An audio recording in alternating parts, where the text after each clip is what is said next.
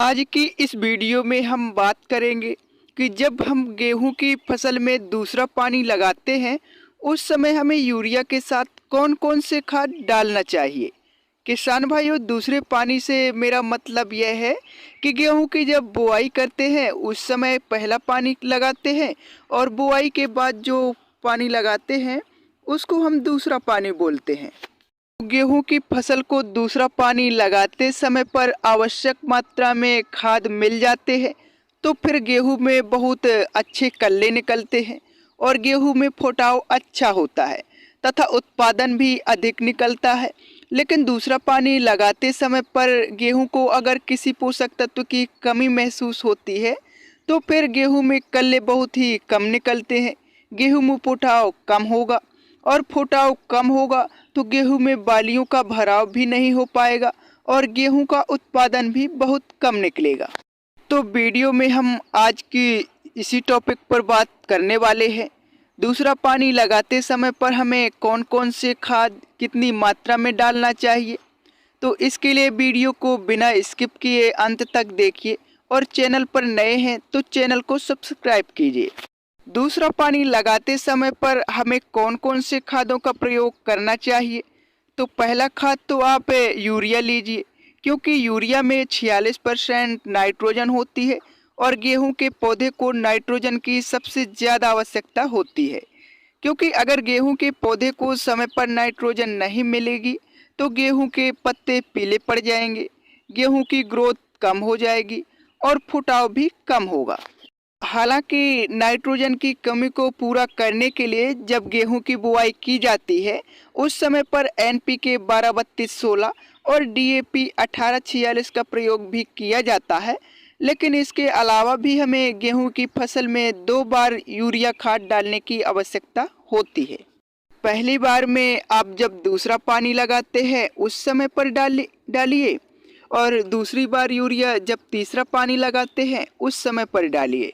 अगर यूरिया की मात्रा के बारे में बात करें तो किसान भाइयों, पहली बार में आप 1 एकड़ में 40 से 45 किलोग्राम यूरिया खाद डाल दीजिए, जिससे गेहूं में बहुत अच्छी ग्रोथ होगी। लेकिन अधिकतम उत्पादन प्राप्त करने के लिए सिंगल यूरिया से काम नहीं चलता। तो अगर बात करें कि यूरिया के साथ में हमें कौन सा खाद डालना चाहिए, तो पहला खाद तो आप यूरिया के साथ में जो डालना चाहिए वह है कैल्शियम नाइट्रेट।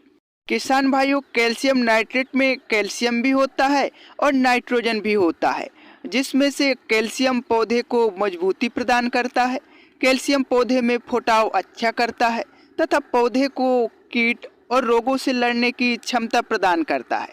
अगर कैल्शियम नाइट्रेट की मात्रा के बारे में बात करें तो आपको 1 एकड़ में 8 से 10 किलोग्राम कैल्शियम नाइट्रेट का प्रयोग करना चाहिए। के अलावा गेहूं की विकास के लिए आप 1 एकड़ में 5 किलोग्राम माइकोराइजा भी जरूर डालिए। अगर माइकोराइजा के बारे में थोड़ी डिटेल से बात करें तो माइकोराइजा एक प्रकार की फंगस है, जो फंगस गेहूं की जड़ों के साथ कांटेक्ट हो जाती है और ये फंगस पौधे को फास्फोरस की आपूर्ति करती है। मतलब कि गेहूं की जड़ें जमीन में जहां तक जा सकती हैं वहां तक के पोषक तत्व को तो खुद ग्रहण कर लेती है, लेकिन जिस जगह पर गेहूं की जड़ें नहीं पहुंच पाती हैं उस जगह पर के पोषक तत्वों को माइकोराइजा लाकर जड़ों को प्रदान करती है, जिसकी वजह से जड़ों का विकास भी अच्छे तरीके से होता है और पौधे की ग्रोथ भी अच्छे तरीके से होती है। इसके अलावा गेहूं की फसल में फुटाव बढ़ाने के लिए जिंक और सल्फर भी काफ़ी ज़्यादा आवश्यक होते हैं, लेकिन इन खादों के साथ में आप जिंक सल्फेट को मिक्स नहीं कर सकते हैं, क्योंकि नाइट्रेट और सल्फेट ये दोनों कभी भी आपस में मिक्स नहीं होते हैं।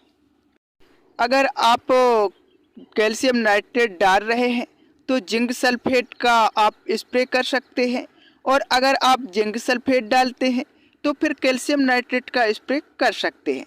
अगर स्प्रे के बारे में बात करें तो दूसरा पानी लगाने के 4 से 5 दिनों के बाद में आप स्प्रे कर सकते हैं। अगर जिंक सल्फेट का स्प्रे करते हैं तो उसकी मात्रा 500 ग्राम प्रति एकड़ रखना चाहिए, और अगर कैल्शियम नाइट्रेट का स्प्रे करते हैं तो उसकी मात्रा 1 किलोग्राम प्रति एकड़ तक रखनी चाहिए। तो किसान भाइयों, अगर आप इस वीडियो में बताई गई खादों का प्रयोग कर लेते हैं तो यकीनन तौर पर आपके गेहूं में फुटाव बहुत ही अच्छा होगा और गेहूं में ज़्यादा से ज़्यादा संख्या में बालियां निकलेंगी और गेहूं की उत्पादन भी अधिक निकलेगी।